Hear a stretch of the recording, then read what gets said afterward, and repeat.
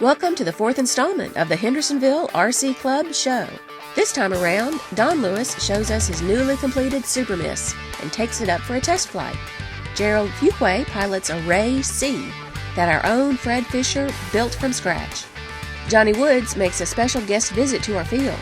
Although RC jets are not allowed to fly at our airfield, Johnny came out to show us how turbines work and we'll fire it up for the camera. Something special to be looking forward to is our fall air show on October 18th. We'll have lots of planes, pilots, and fun, so save the date now.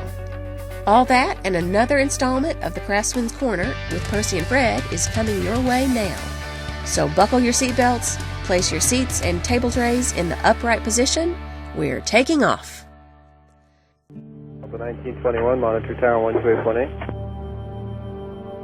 Sierra 3168, Boston ground, pushback at discretion. Serving ground, Delta 1920, come around the corner on November for the ramp. 1920, Boston ground, taxi to the ramp via Alpha Echo. Ramp Alpha Echo, Delta 1920. Sierra 33, turn right heading 140, rolling on expected takeoff. Right 140. Brickyard 3168, contact Boston Center 133.42, good day. 3342, Brickyard 3168, good day. Contact 183, when reaching 13,000, reduce to 280 knots. United 532, do you have the Boston Airport in sight, 1 o'clock, 1-2 miles? Fireman says United 532. United 532, cross 10 DME at 3,000, cleared visual approach, runway 4 right. Conroy 449, Sandy Tower, you're 5 miles in trail of an RJ, wind 190 at 15, runway 18 left, clear to land. Clear to land, 18 left, Comair 449.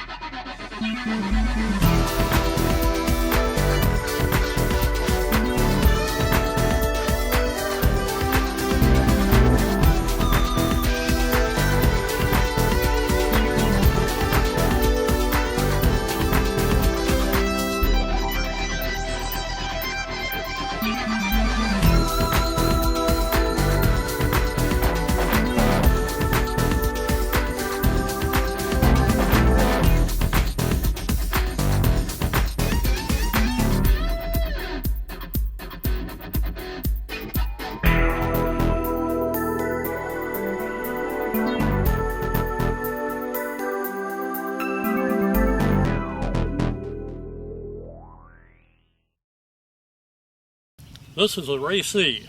It's an electric-powered sport plane designed by a gentleman named Harry Stewart. It's scratch-built from plans that were in Fly RC magazine, and it's been a very good flying plane. I made the initial mistake of covering the wings in silver color, and that doesn't work. So I recovered them in this orange. It stands out much better. Harry Stewart claims that this plane would do anything that a good Sport 40 glow-engined plane will do, and I believe he's correct. Oh my God, that's correct. I think that's correct.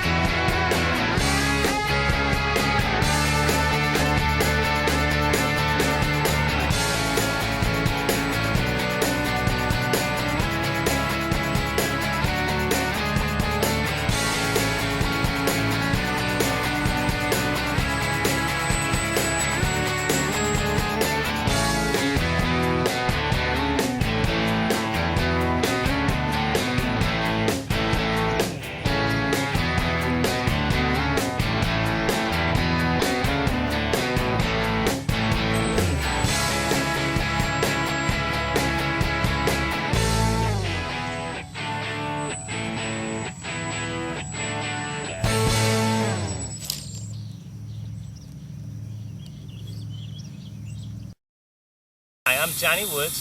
I live here in Hendersonville, and actually I don't belong to any club, so I just freelance. I am an AMA member with a waiver, which is required to fly turbines. Although I'm not flying out here today, I'm just simply test running the engine and taxiing to make sure everything's okay. But this is a Nitro Planes Falcon 120. It's a Chinese knockoff of a Bob Violet Bobcat.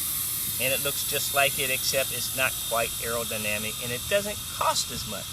This airplane costs about $300, where a Bob Violet Bobcat will cost you $2,000 to $2,500. But it's an excellent flying airplane, has a Simjet engine on it, fully automatic in that it starts up on its own.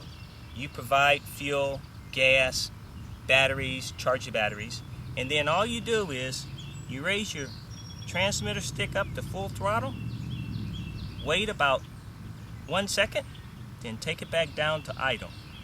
And the ECU says, okay, he wants a start.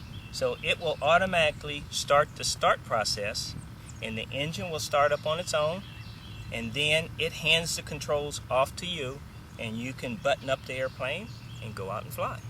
And that's how easy it is when everything is working okay.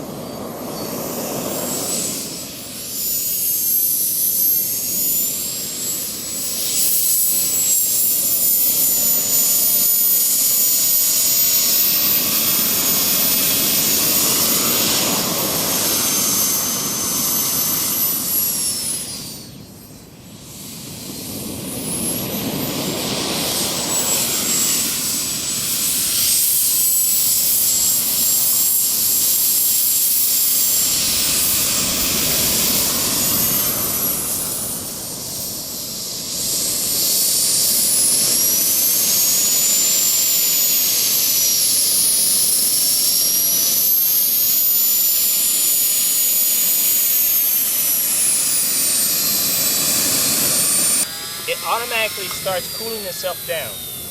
So you'll hear the starter come in again, and it will cool itself down to a safe temperature, and then it'll shut off, and then I can turn everything off. With it being such a hot day, it might take maybe a minute for it to cool down today.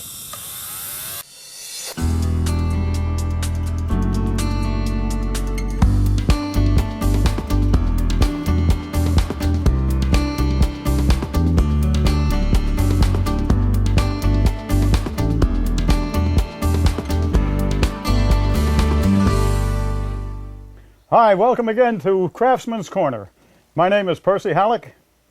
And I'm Fred Fisher. We're here at Halleck's hangar, and we're going to show you how to build an airplane. We're going to hand it over to Fred now and let him explain to you how he made the plans for us to work from. Let me show you the plane that we had at first.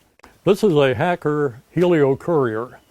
It's a 25 size model plane that was designed for a glow engine, but actually we've converted it to electric power, and it's a nice flying plane. We've gotten a lot of flights out of it, had a good time with it, so we decided we'd like to build another one.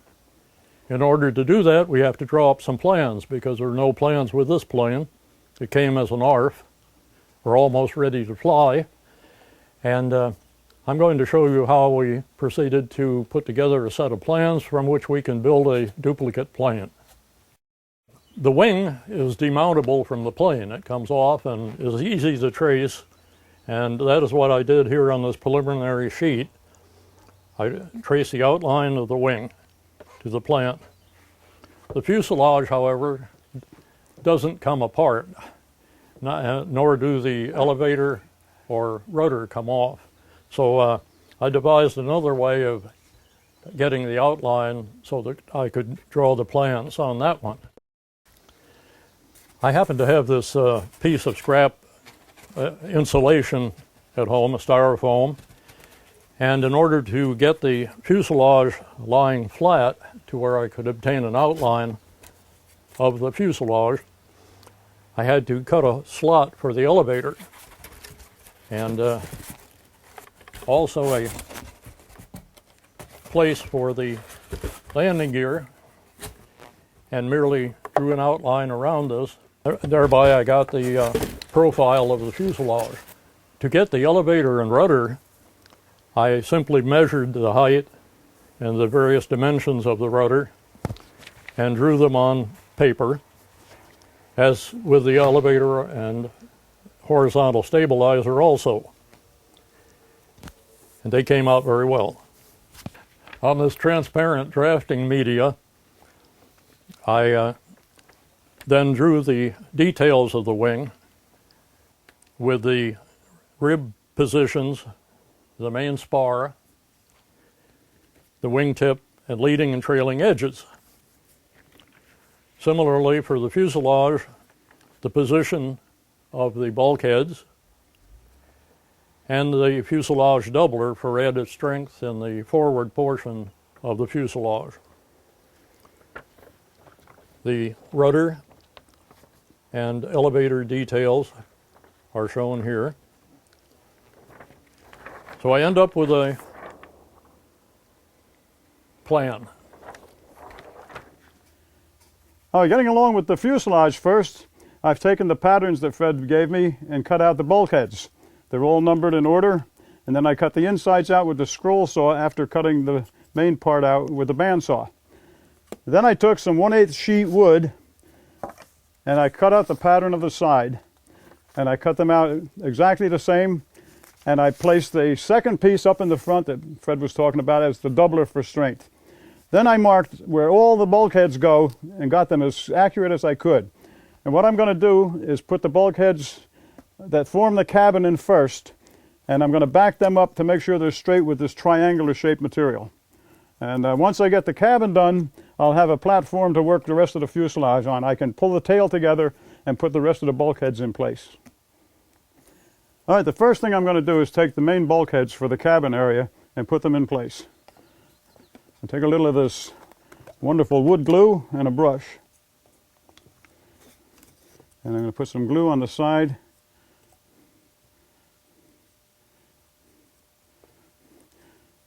Make sure it's in the exact spot where it's supposed to go. Then I'm going to put a bit of glue on the corners.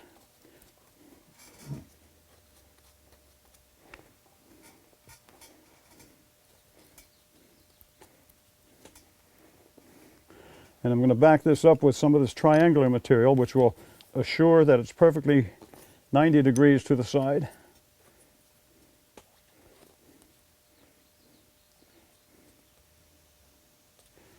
Now I'll do the same thing with this one, and a little glue on there.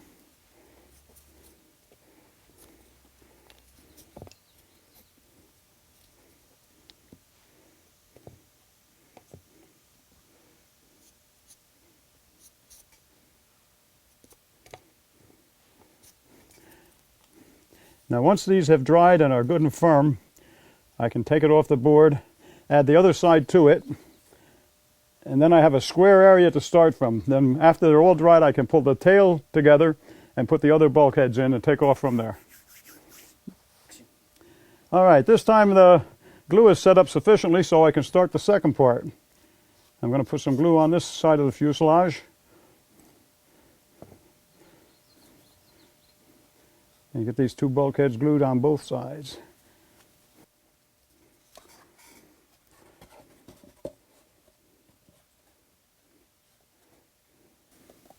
Now what I think I'm going to do while I've got this together fairly straight, I'm going to clamp it just to hold it.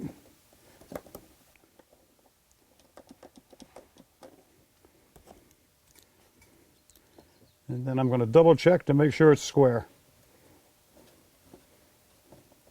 What I'm doing here is pre-assembling the rudder parts.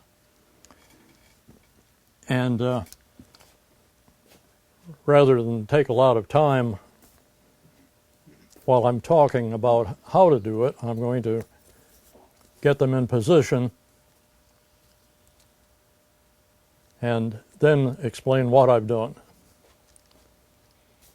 This board that I'm putting the pins into is called Homosote, and it allows you to put in pins and remove them readily, and it holds pretty well.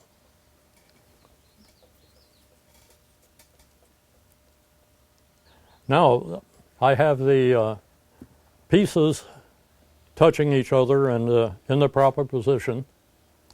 I'm going to put some CA glue, the cyanoacrylate adhesive. It sets up very quickly. So I want to make sure I have them in the proper position so I don't get to reposition them in most cases.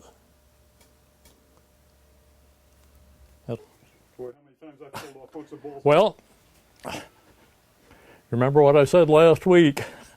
You can get your finger loose by rolling it without losing more than 1 or 2 layers of skin. You're really on that. Okay. Now I have the CA applied to the joints, and it should be well adhered.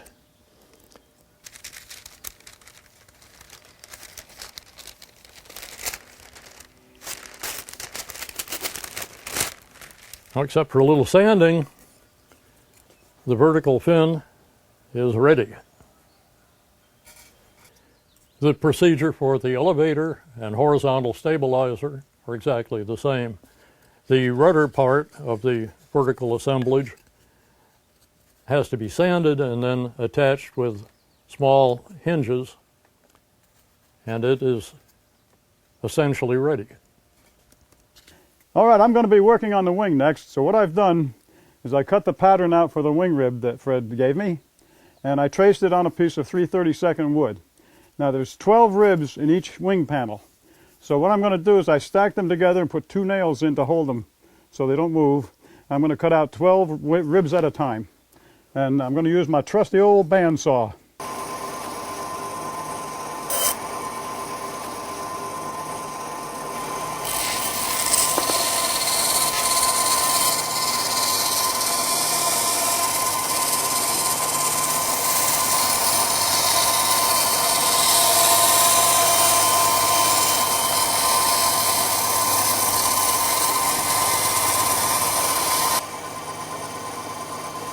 Now I'm going to notch out this little area here for the main spar.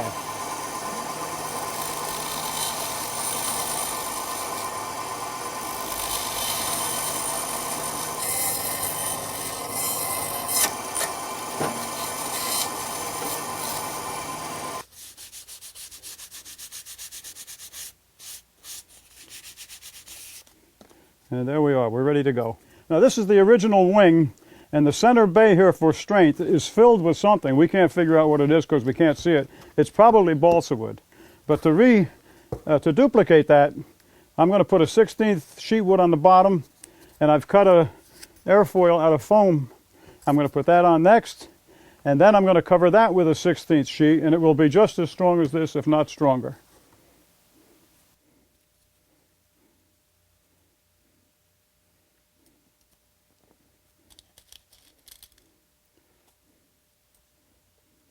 All right, what I'm doing here, I've set up the 1/16 sheet on the bottom of the center section, and I'm putting in the dihedral braces. This is the angle that tells you how much the tip of the wing is supposed to tip up for stability.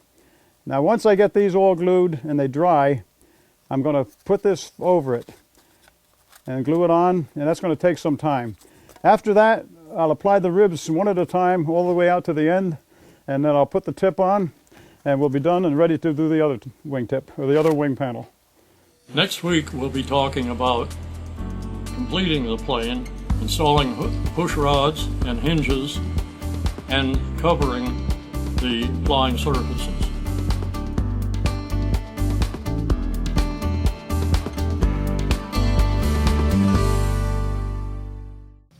I'm Don Lewis. This is Hobby Lobby Super Miss.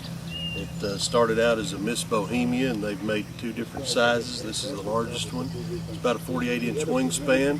It's got a small electric motor on it, about a 2200 milliamp hour battery, 4-channel. It's a very slow flyer, very nice, lazy, relaxing airplane to fly.